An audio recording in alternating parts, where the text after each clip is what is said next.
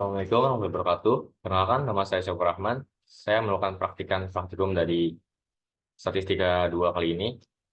Di sini saya akan mengerjakan terkait tugas mingguan modul 3, yaitu tentang korelasi dan regresi. Langsung saja kita menuju pada soalnya.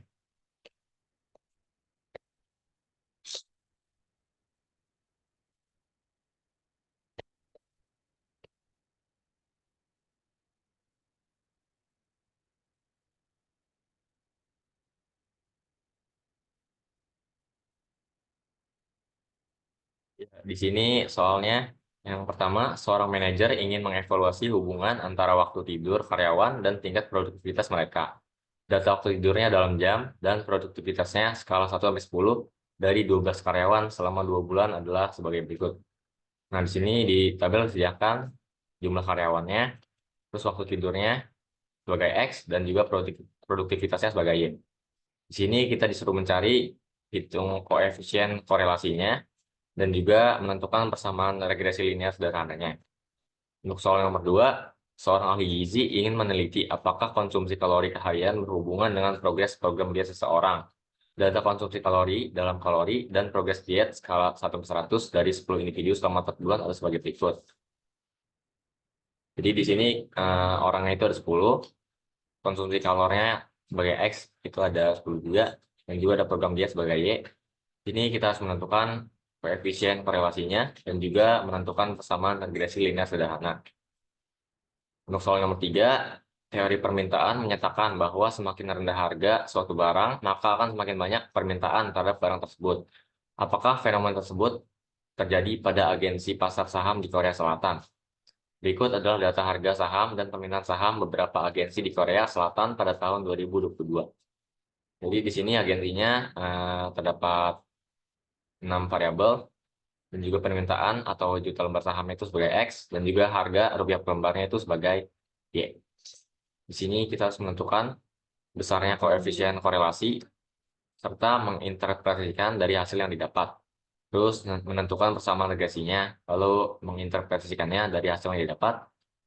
Yang C itu buatlah scatter plot, sertakan interpretasi dari hasil yang didapat. Untuk yang D, apakah terdapat hubungan antara kedua variabel tersebut? Jelaskan.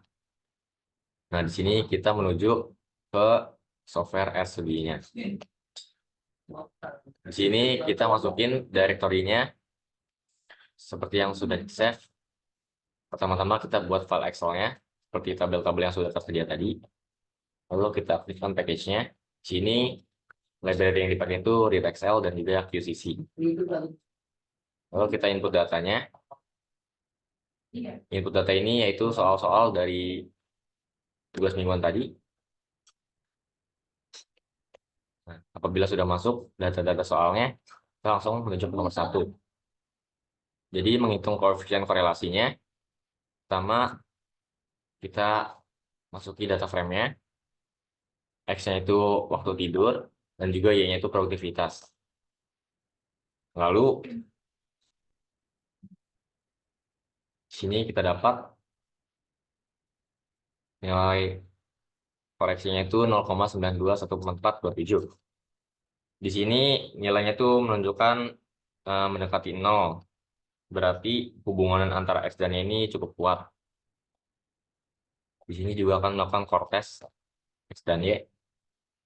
Nah, dari data X dan Y ini diketahui bahwa nilai T itu 7,5. Di mana T ini adalah nilai uji untuk hipotesis 0, bahwa korelasi sebenarnya adalah 0. Nilai T yang lebih besar menunjukkan bahwa korelasi yang diamati lebih signifikan. Dan juga di sini ada nilai DF. DF itu adalah derajat kebebasannya, itu 10. Dan ada p-value. P-value ini menunjukkan signifikansi statistik dari korelasinya. Dan juga di sini ada 95% confidence interval bernilai 0,73 dan juga 0,97. Selanjutnya kita membuat scatter plotnya. Nah, scatter plotnya sebagai berikut. Lalu kita membuat garis regresinya dengan sinteks ambil line LM YX. Kita masukin. Nah, jadi grafiknya ada seperti berikut. Lalu kita mencari persamaan antara model regresi linear sederhananya. Nah, di sini didapati koefisiennya yaitu 0,667 plus 1,000. Lalu lanjut ke nomor 2. Rumusnya hampir sama sintaksnya. Jadi kita masukin data frame terlebih dahulu. Lalu di sini kita asumsikan X itu sebagai konsumsi kalori dan program diet sebagai Y. Nah, apabila sudah dibuat, maka hitunglah nilai core-nya X-nya. Jadi di sini koreksinya itu 0,944, di mana mendekati 1, berarti antara hubungan X dan Y ini cukup berhubungan kuat.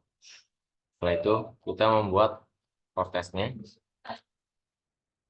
Nah, di sini nilai T-nya itu 8,1, terus nilai derajat kebebasan itu 8, dan untuk shape value-nya itu 3,98. Setelah itu kita membuat scatter plot-nya. Nah, scatter plot-nya ada sebagai berikut. Lalu kita membuat garis regresinya.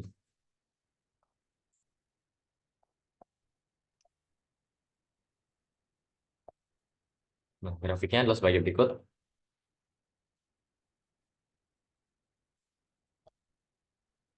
Setelah itu kita mencari persamaan model regresi linear sederhananya dengan sintaks LM YX.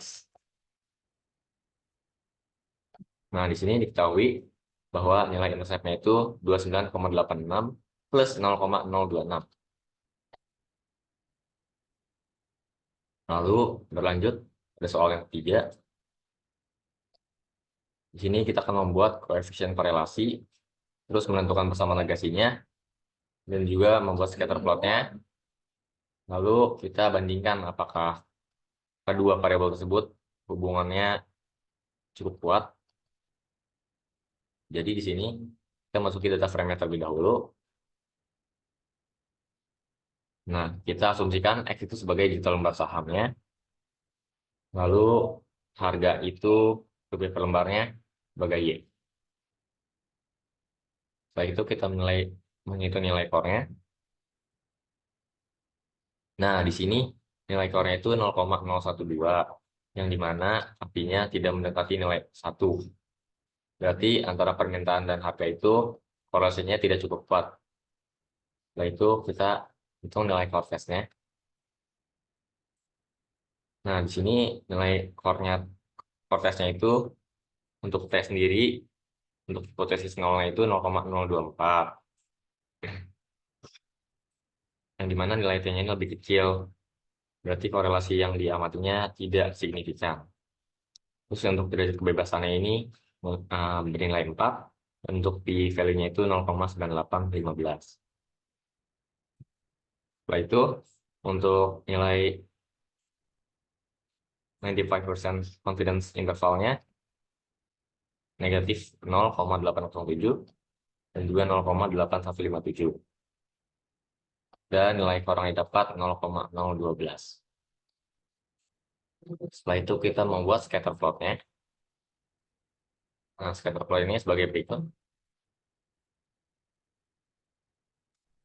Setelah itu kita membuat garis regresinya.